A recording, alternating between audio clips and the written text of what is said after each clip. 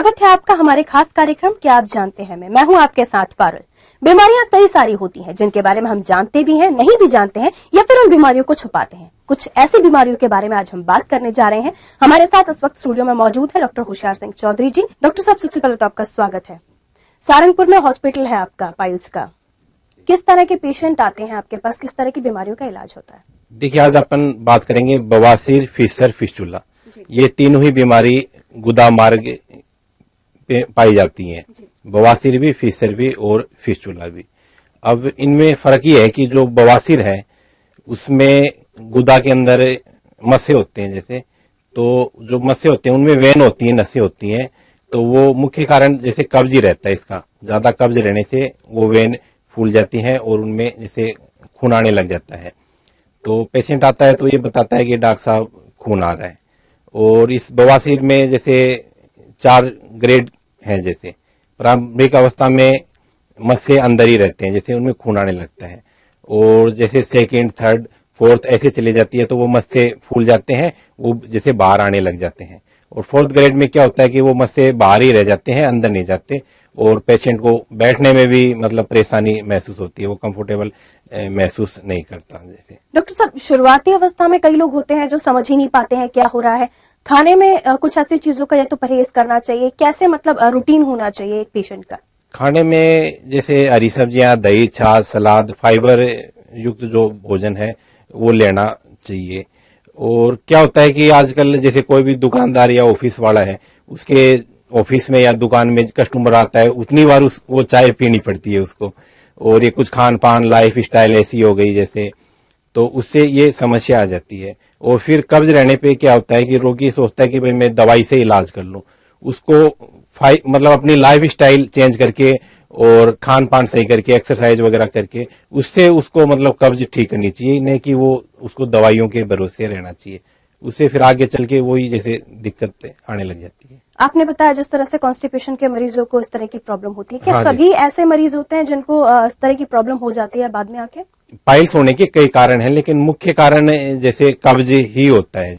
चलिए, आप क्या रूटीन सजेस्ट करेंगे अगर जिनको पाइल्स है? आप सबसे पहले तो अंतर जानना चाहेंगे आपसे, उसके बाद आप रूटीन बताइएगा। देखिए, बवासीर में जैसे प्रारंभिक अवस्था है, फर्स्ट स्टेज या सेकंड स्टेज जो होते हैं वो दवाई से ठीक हो जाते हैं। फर्स्ट स्टेज और सेकंड स्टेज होते हैं, वो कुछ लाइफ स्टाइल चेंज करे, कब्ज न रहे, फाइबर युक्त भोजन ले तो उससे वो समस्या दूर हो जाती है। कुछ प्रिकॉशन ले तो वो समस्या हल हो जाती है। लेकिन वो जैसे थर्ड स्टेज में या फोर्थ स्टेज में चले गए तो फिर उसका जैसे मतलब इलाज ही करवाना पड़ता है जैसे। और आजकल तो जैसे नई विधि चल गई है जैसे, तो वो पहले वाली बातें भी नहीं रहा। पहले मतलब उसको अपना दैनिक कार्य से छुट्टी लेनी पड़ती थी, थोड़ा समय ज्यादा लगता था, अब वो उतना समय नहीं लगता। जैसे ऑपरेशन और लेजर ट्रीटमेंट भी इसके लिए आप सजेस्ट करते हैं? हाँ, अब ये जैसे नई तकनीकी आ गई, तो नई तकनीकी में ये है कि जैसे कोई बीपी का पेशेंट है, शुगर का है, हार्ट का है, तो उनकी भी सर्जरी, पहले सर्जरी हुआ करती थी तो उसमें क्या है थोड़ी परेशानी आती थी, समय भी ज्यादा लगता था, पेन भी होता था उसमें और घाव बनने में भी टाइम लगता था। अब ऐसी दिक्कत वाली बात नहीं है। अब जैसे लेजर हो गया, बैंड लाइगेशन आ गया, जिससे खून की जो नसें होती हैं उनका वो रिसाव बंद हो जाता है बैंड लाइगेशन करने से। क्रायो सर्जरी आ गई, लेजर आ गया, IRC मशीन आ गई और एक स्टेपलर आ गई।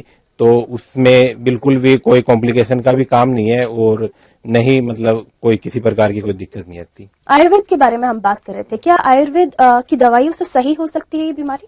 ये फर्स्ट स्टेज और सेकेंड स्टेज के ही सही हो सकते हैं।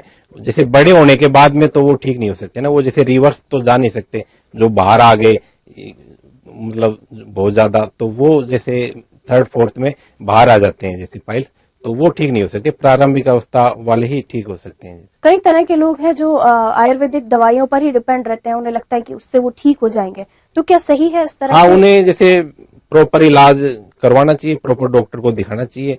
वो फर्स्ट या सेकंड स्टेज के होंगे तो डॉक्टर ही सजेशन दे देगा दवाई की, और जैसे बड़ी स्टेज के होंगे तो वो उन्हें ऑपरेशन के लिए ही कहेगा कि भाई उचित रहेगा। जैसे किसी भी उम्र के लोगों को हो सकता है, बच्चे हो, महिलाएं हो या फिर बुजुर्ग? देखिए, मिडिल एज में ज्यादा होती है ये, वैसे तो सभी को हो जाती है, बच्चों को भी बड़ों को भी, पर एक मिडिल एज में जैसे खान पान और ये लाइफ स्टाइल होने के कारण मिडिल एज में ज्यादा होती है ये समस्या।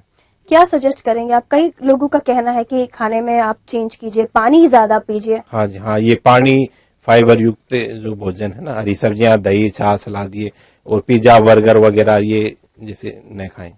जैसे आजकल सभी पेरेंट्स अपने बच्चों को ज्यादातर यही फास्ट फूड ही खिलाते हैं क्योंकि वो उनकी डिमांड पूरी करते हैं। क्या सलाह देना चाहेंगे उन्हें आप? हाँ, ये जैसे फास्ट फूड भी सही, ये भी नहीं है, पिज्जा बर्गर ये भी सही नहीं है।